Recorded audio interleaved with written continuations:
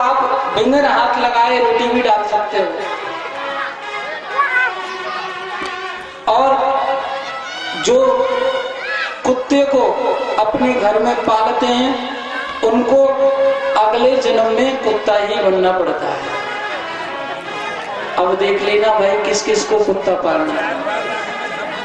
इसका प्रमाण है क्योंकि उनके जो बड़े बूढ़े हैं ना वो उनकी रक्षा करते हैं। वैसे तो वो आ नहीं सकते बेचारे, जो महाराज उनको कुत्ता पालना पड़ता है। और आजकल पहले धार्मिक लोग लिखते थे स्वागत श्री गणेशाय, पर आजकल तो महाराज घरों के सामने लिखा होता है कुत्तों से सावधान रहे, यानी घर के अंदर कुत्ते बसे हुए हैं इसलिए कुत्तों से सावधान रहे। तो दूसरा यज्ञ बताया है कुत्तों को रोटी डालना, जो लास्ट की रोटी होती है उसको कुत्ते को डालना। तीसरा यज्ञ है जो देव स्थान होता है, मंदिर होता है, उस पर पक्षियों को अन्न डालना। और चौथा यज्ञ है कोई सरोवर या नदी या तालाब हो उसमें आटा लगा करके मछलियों को आटा डालना। पांचवा यज्ञ है जिस जगह पर चैटी हो उस जगह पर महाराज चून या खोपड़ा में बूरा भर के चेटियों को भोजन रखना। ये 5 प्रकार के यज्ञ बताए हैं। इनको व्यक्ति अगर नियमित करता है तो हमारे घर के अंदर जो दोष है, जैसे कि हम सांस लेते हैं, सांस लेते समय पता नहीं कितने जीव जंतुओं की मृत्यु होती है। सांस लेने पर हमारे घर पर झाड़ू लगाते हैं तो झाड़ू लगाते समय कितने जीव जंतुओं की मृत्यु होती है, इसकी भी कोई गिनती नहीं। तो सुखदेव ने कहा राजन, जो व्यक्ति 5 यज्ञों को नियमित करेगा उसको जो रोजाना नियमित का जो पाप है वो कभी नहीं लगेगा। आज पूज्य सुखदेव महाराज ने कहा राजन, आपको मैं एक कथा सुनाता हूं। जिस कथा को सुनकर के जिस पिता ने अपने बालक का नाम नारायण रखा और बेटे के नाम लेने से वो पिता तर गया। राजा परीक्षित ने कहा गुरुवर, ऐसा कौन है जो अपने पुत्र का नाम लेने से तर गया? आप हमें विस्तार से बताइए। तब सुखदेव ने कहा राजन, अजामिलो देवायम केचित् केवलयादितम अंधं दुन्ति कस्येनं निर्हामेव भास्करा। यानी एक अजामिल नाम का ब्राह्मण है, वो महाराज ब्राह्मण है, कर्मकांडी है, ज्ञानी है, शादी भी हो गई, परंतु शादी हो जाने के बाद अजामिल वैश्याओं के चक्कर में फंस गया और भगवान के भजन को भूल गया। सुखदेव कहते हैं राजन, अजामिल एक नहीं 2-2, 3-3 वैश्याओं को ले आया। आज एक बार कथा आती है कि अजामिल के घर के समीप होकर के संत महापुरुष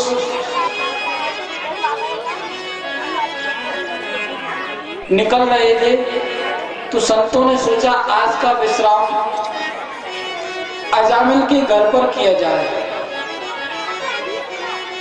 तो महाराज संत तो बड़े करुणावान होते हैं, संतों को क्या पता था कि ये अजामिल वैश्या रखने लगा है।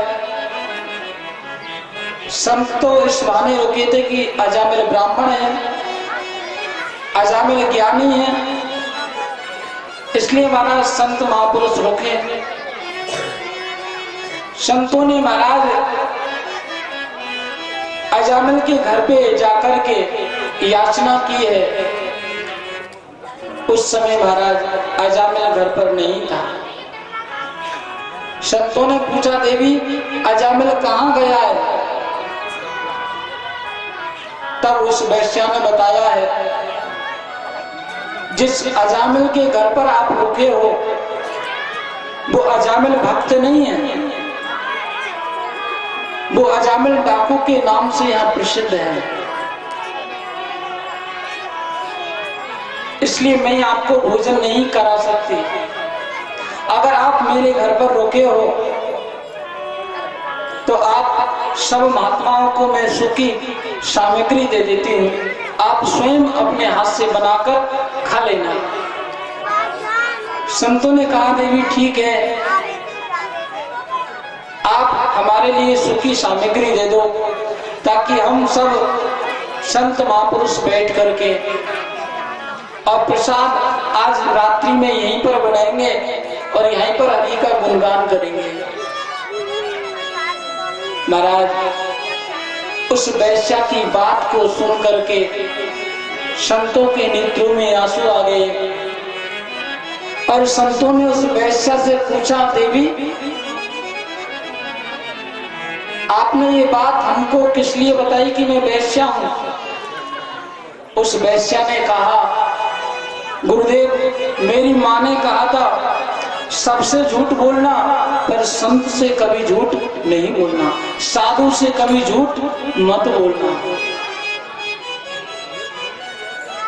आज मैंने अपनी माँ का आदेश पालन किया है। आप साधु महापुरुषों, मैं आपको बना नहीं सकती, आपको मैं सूखी सामग्री दे सकती हूँ, आप बनाकर खा लीजिए। आज उस वैश्या ने महाराज संतों को सामग्री दी है। संत महाराज रात्रि में विश्राम किया है और विश्राम करने के बाद में रात्रि में देखा कि अजामिल रात के 2 बजे अपने मुख पर काली पट्टी बांध करके और घर के सामने जैसे ही महाराज संतों को देखा तो क्रोध में भटक उठा और कहने लगा कि संत महापुरुष मेरे घर के सामने किसने बुलाए? तब महाराज अजामिल वैश्या से डरता था। अजामिल की वैश्या अंदर से निकल कर आई और उसने कहा, पतिदेव ये संत महापुरुष हैं, ये रात्रि में विश्राम यहाँ करना चाहते हैं, इनको आप परेशान मत कीजिए। महाराज वैश्या के कहने पर अजामिल ने उन संतों से कुछ भी नहीं कहा। सुखदेव कहते हैं, राजन जो संतों का मुख्य है महंत, उस महंत ने उस वैश्या से पूछा, देवी आपके संतान कितनी है, आपके पुत्र कितने हैं? कहा, महाराज अभी मेरे 9 पुत्र हैं और 10वां होने वाला है। ऋषियों ने कहा, बस देवी आपसे बस इतना ही पूछना है, अब आप अजामिल को बुला दीजिए। संतों ने अजामिल को बुलाया और अजामिल से कहा, अजामिल हमने आपके घर का भोजन किया है और भोजन करने के बाद में दक्षिणा दी जाती है, क्या आप हमारे लिए दक्षिणा नहीं दोगे? अजामिल महाराज चोर डाकू प्रकृति में पड़ गया। अजामिल ने कहा, महाराज साधु संतों आप दक्षिणा मांगने चाहते हो? अरे शुक्र करो कि मैंने आपके कमंडलों, आपके थैला, आपके वस्त्र नहीं छीने। जैसे महाराज संतों से ये वाक्य कहा, तो जो संघ में संत आए हुए उनने कहा गुरुजी यहाँ से जल्दी निकल चलो, नहीं तो अपने हाथ में जो कमंडलू है ये उड़ जाएगा। संतों ने कहा देखो बेटा आप घबराओ मत, अगर हमने अजामिल का अन्न खाया है तो इस अन्न के बदले में कुछ ना कुछ हम अजामिल को देकर जाएंगे। अजामिल से ऋषियों ने कहा देख अजामिल, हम आपसे कोई दक्षिणा नहीं ले रहे हैं, हम आपसे एक संकल्प करवा रहे हैं। आप उस संकल्प को अगर पूरा कर दोगे तो हम आपके घर को छोड़कर चले जाएंगे। क्योंकि संत बड़े करुणावान होते हैं। संतों ने विचार कर लिया कि हमने अजामिल का अन्न खाया है और उस अन्न के खाने के बदले में कुछ ना कुछ हमें उसको देकर जाए। आज संत महापुरुषों ने कहा अजामिल आपके जो संतान होने वाली है उस संतान का नाम आप नारायण रख लेना मेरे कहने पर, यही हमारी बस दिव्य दक्षिणा है। अजामिल ने कहा महाराज ये कोई बड़ी बात नहीं है, आप नहीं कहोगे तो भी मैं नारायण रख लूंगा। क्योंकि अजामिल सोच रहा था कि शायद कोई मेरे से पैसे मांगे, कोई वस्त्र मांगेंगे, पर महात्माओं ने तो कुछ भी नहीं मांगा। संतों ने कहा अजामिल बस यही हमारी आपसे प्रार्थना है कि जब पुत्र का जन्म हुए तो उस पुत्र का नाम आप नारायण रख लेना। आज समय आने पर महाराज उस बालक का जन्म हुआ और उस बालक का नाम अजामिल ने नारायण रखा।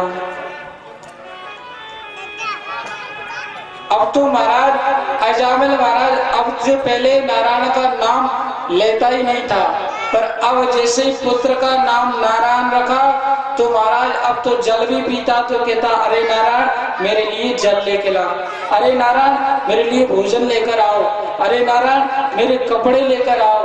महाराज दिन में एक बार नहीं 10 बार नारायण का उच्चारण कर लेता था। आज संत एक सरल साधन बता रहे, क्योंकि संत जानते थे अगर इस अजामिल को मैं पाठ बताकर जाऊंगा तो अजामिल पाठ नहीं करेगा, अगर कोई पूजा की कहूंगा तो पूजा नहीं करेगा, अगर इस अजामिल से व्रत की कहूंगा तो ये व्रत नहीं करेगा। इसलिए संत महापुरुष एक साधारण तरीका बता करके और वहां से चले गए। आज अजामिल रोजाना अपने पुत्र को नारायण नारायण के करके महाराज पुकारता है। सुखदेव कहते हैं राजन समय आने पर एक दिन यमदूत लोग अजामिल को लेने के लिए आए।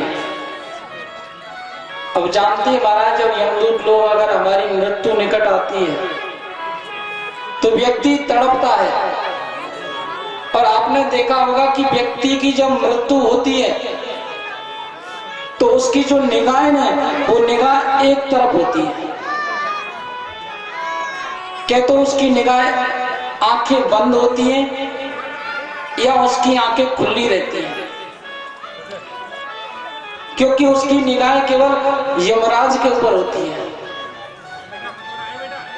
जिस वक्त यमराज आता है उस वक्त महाराज वो व्यक्ति तड़पता है। आज जब यमराज अजामिल को लेने के लिए आए तो अजामिल जोर जोर से पुकारने लगा, हे नारायण मुझे बचा, हे नारायण पुत्र मेरे को बचा। पत्नी को पुकारने लगा, बेटे को पुकारने लगा। आज भगवान ने जब अपना नाम सुना है कि अजामिल मेरा नाम पुकार रहा है तो महाराज भगवान विष्णु ने अपने पार्षद भेजे हैं, पार्षदों मेरा भक्त है उसको जाकर के आप रक्षा करो, और उस भक्त को मेरे पास लेकर आओ। आज इधर भगवान के पार्षद आए हैं, एक तरफ यमराज लोग आए हैं। आज यमराज कहते हैं कि अजामिल को हम लेकर जाएंगे, भगवान के पार्षद कहते हैं कि हम लेकर जाएंगे। यमराज के दूतों ने कहा महाराज इसने जीवन भर पाप किया है, इसलिए इसको नरक भोगना पड़ेगा।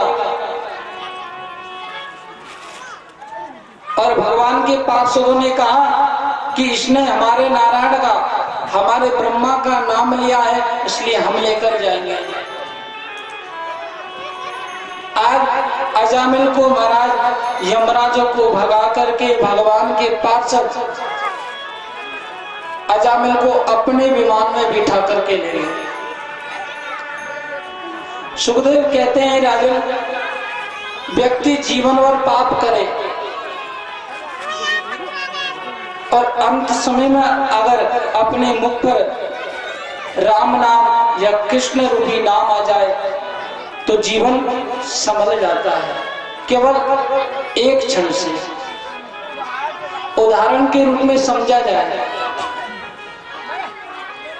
कि बहुत सारी रुई है, समझिए बहुत सारी रुई है, और उस रुई को हम जीवन भर इकट्ठा करें और अंत में अगर कोई आके उसको एक तिल्ली दिखा दे माचिस की, तो जीवन भर हमने रुई इकट्ठी की वो एक तिल्ली से नष्ट हो जाएगी।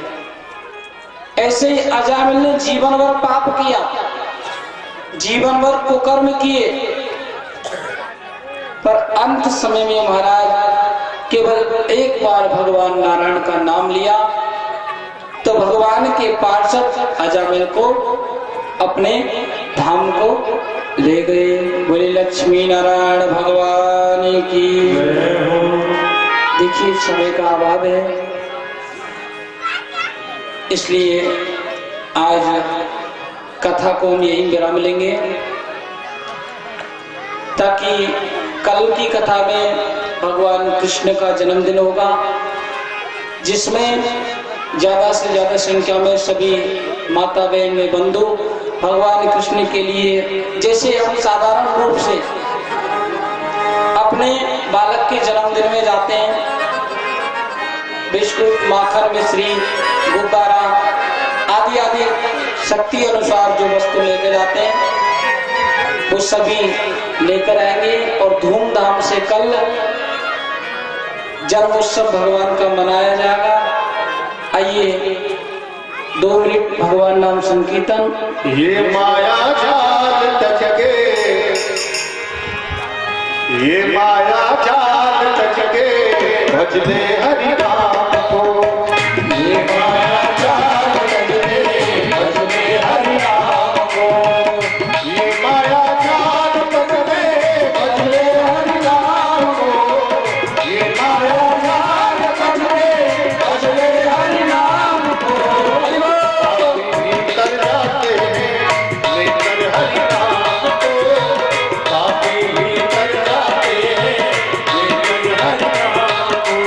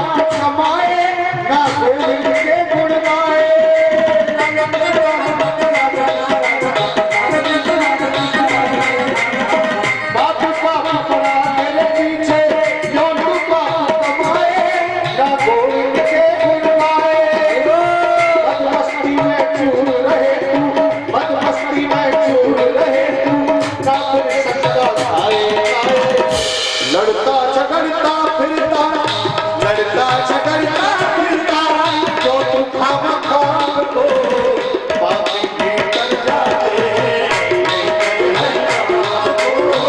पापी भीतर जाते हैं, लेते हैं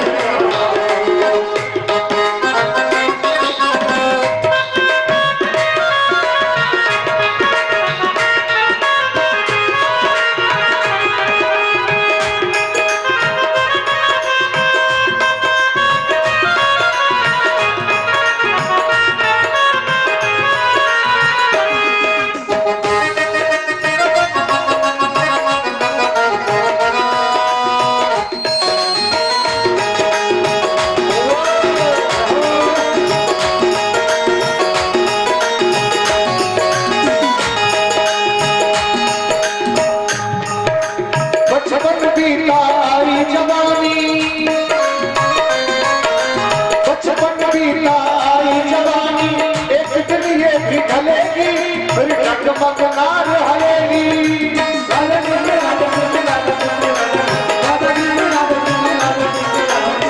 बचपन बीताई जवानी, एक दिन ये भी ढलेगी, फिर डगमग ना रहेगी।